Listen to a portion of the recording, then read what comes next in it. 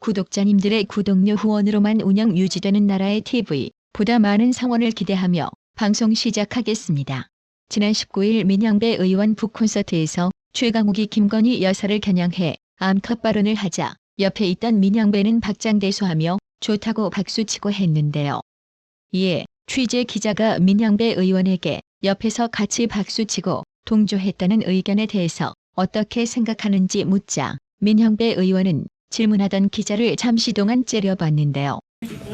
옆에서 그래도 같이 웃으면서 박수치고 동조했다는 의견에 대해서 좀 어떻게 생각하시는지 궁금합니다. 민형배 인간 갈수록 기막히지 않습니까? 민형배는 지역구가 전라도 아니었어도 이런 막대먹은 행동했을까요?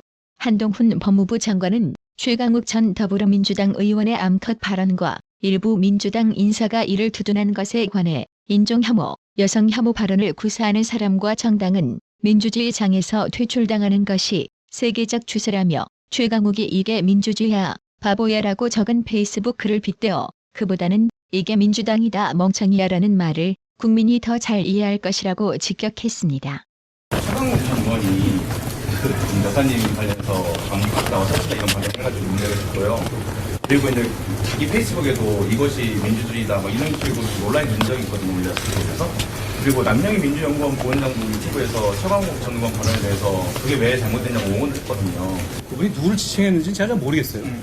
It's democracy, stupid 이랬다는 거죠. 네. It's economy, stupid. 이게 이제 빌 클린턴이 1992년 대통령 선거 캠페인에서 나온 말을 차용한 것 같아요. 그런데 그 미국에서 만약에 어떤 정치인이 공개석상에서 오바마를 흑인 비하 용어로 지칭하면 즉각적으로 영원히 퇴출될 겁니다. 상식적인 비판, 비난까지 갈 수도 있을 것 같아요. 상식적인 비판이나 비난은 민주주의의 동력이고 그 부분은 인정해야 하는 겁니다. 그런 식의 용어를 공개적으로 구사하는 사람이나 집단은 민주주의의 공론의 장에서 퇴출되는 것이 세계적인 룰이고 저는 우리 국룰도 마찬가지여야 한다고 생각합니다. 이게 민주주의다 멍청하고 이렇게 얘기했죠. 이게 민주당이다 멍청하고 이렇게 하는 게 국민들이 더 잘 이해하실 것 같아요.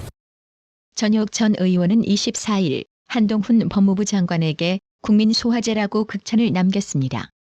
한동훈 장관이 설치는 암컷 발언으로 논란을 일으킨 최강욱 전 더불어민주당 의원과 이를 옹호한 민주당 일부 인사들을 겨냥해 이게 민주당이다 멍청아 이렇게 하는 게 국민들이 더 잘 이해하실 것 같다고 직격하자 공감을 표하면서 추켜세운 것입니다. 전혁 전 의원은 역시 한동훈이라며 살얼음 살짝 낀 톡 쏘는 사이다라고 평가했습니다. 전혁 전 의원은 또 한동훈 장관이 법무행정 현장 방문 차원에서 지역 곳곳을 돌면서 시민들로부터 사진 촬영 요청을 끊임없이 받고 있는 것과 관련해 대구, 대점 찍고 울산, 어째 점점 더 사람이 몰리는 것 같다면서 확실한 완벽한 심드롬이라고 했습니다. 민주당 비하 논란은 여기서 끝이 아닌 듯합니다. 이제까지 중산층과 서민의 당을 표방해온 더불어민주당에서 현수막 청년 비하, 설치는 암컷 여성 비하에 이어 이번엔 서민 비하 논란이 터졌습니다.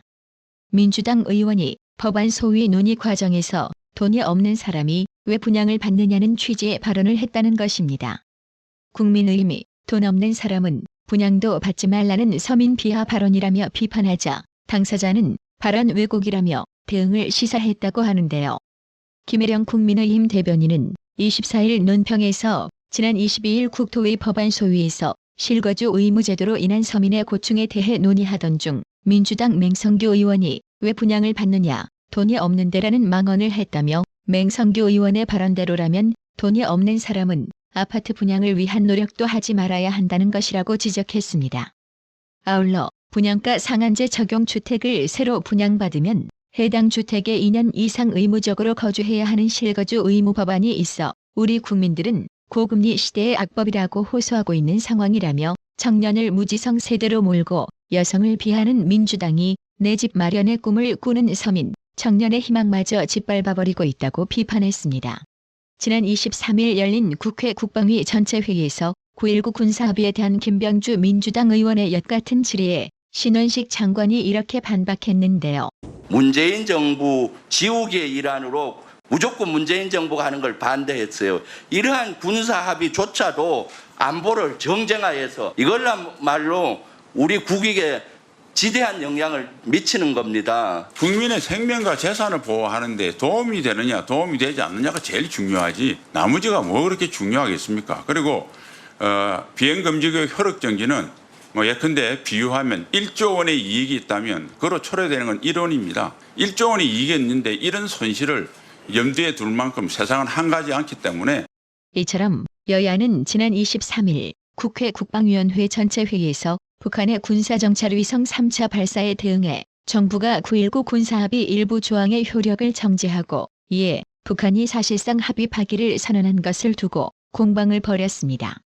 국민의힘은 북한이 먼저 합의를 파기했다고 강조했고 더불어민주당은 전쟁 일촉즉발 상황으로 갈 것이라고 비판했습니다. 민주당 의원들의 한반도 긴장구조 지적에 신원식 국방부 장관은 건전한 시민을 보호하기 위해 담을 쌓고 CCTV를 설치하는 게 강도를 자극해 더 위험해진다는 논리는 합당하지 않다고 본다고 반박했습니다. 신원식 장관은 또 지금까지 남북 간 합의 중 최악의 합의가 9.19 군사합의라고 본다.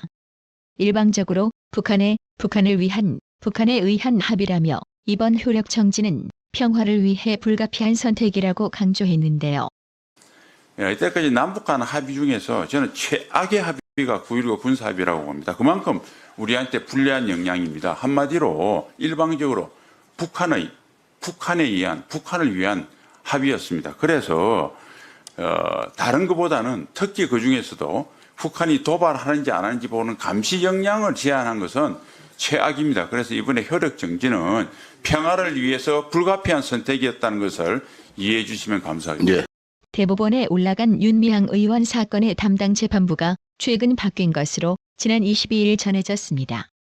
일본군 위안부 피해자 후원금을 횡령한 혐의로 윤미향 의원이 기소된 이 사건은 당초 대법원 1부에 배당됐다가 2부에 다시 배당됐다고 합니다. 대법원 재판에서 사건 배당이 바뀌는 것은 흔치 않다고 하는데요. 이런 일이 벌어진 배경에는 대법원의 착오가 있었다고 합니다. 이 사건은 지난 15일 대법원 1부에 배당됐습니다. 대법원 1부는 김선수, 노태학, 오경미, 서경환 대법관으로 구성되어 있는데 이들 중 서경환 대법관이 주심으로 지정됐습니다. 문제는 서경환 대법관이 대법관으로 임명되기 전에 서울고법 형사 1부에 있으면서 윤미향 의원 사건의 재판장을 맡아 4개월 정도 초기 재판을 진행했다는 점이었습니다. 형사소송법 17조는 법관이 해당 사건의 항소심 재판 조사나 심리에 관여했다면 상고심 재판에서 배제돼야 한다고 규정합니다. 대법원 관계자는 서경환 대법관이 윤미향 의원 항소심 선고까지 했다면 판결문에 이름이 남아 배당 과정에서 자동으로 걸러졌을 텐데 서경환 대법관이 빠진 후 새 재판부가 선고하면서 착오가 생겼다고 했습니다. 뒤늦게 이를 알게 된 대법원은 지난 21일 안철상 대법원장 권한대행의 허가를 받아 윤미향 의원 사건을 2부에 재배당했습니다. 새 주심은 천대엽 대법관입니다. 윤미향 의원은 1심에서 벌금 1,500만 원을 선고받았다가 2심에서 징역 1년 6개월에 집행유예 3년으로 형량이 높아지자 상고했습니다. 법조계에서는 대법원 소부 선고는 소속 대법관 간 합의가 전제돼야 한다. 재판부 변경이 윤미향 의원에게 득일지 실일지 모르겠다는 말이 나왔습니다. 구독 그리고 알람 설정, 뉴스 영상 내용이 좋았다면 좋아요를 클릭해주세요.